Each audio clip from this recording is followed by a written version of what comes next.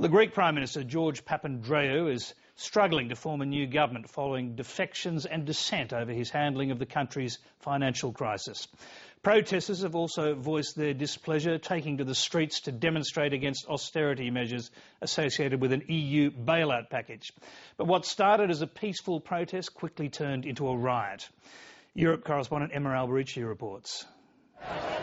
At the Greek Parliament, protesters deployed green laser pointers, devices with the potential to blind both police guards and security cameras. Inside, the Prime Minister led all-night meetings, daylight revealing the extent of the damage inflicted by a public fighting a losing battle to protect the country from another wave of cuts to the public sector and welfare benefits. The riots threatening tourism at a time when Athens is desperate for any form of overseas aid.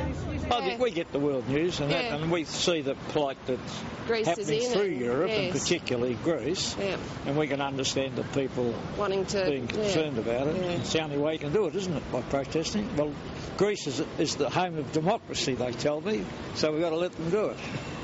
Today, a cabinet reshuffle will attempt to quell the crowds. One member of the ruling Socialist Party has already resigned, but the Prime Minister is staying put, hoping to inspire a cross-party consensus behind some tough economic reforms.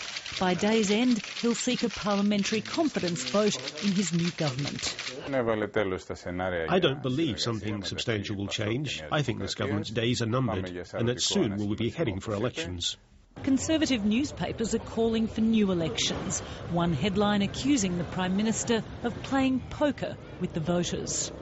But no matter who wins the latest hand in the Parliament, the reality is that no bailout from the international markets will come without some harsh measures. $50 billion or so will need to be stripped out of the Greek economy to satisfy nervous traders.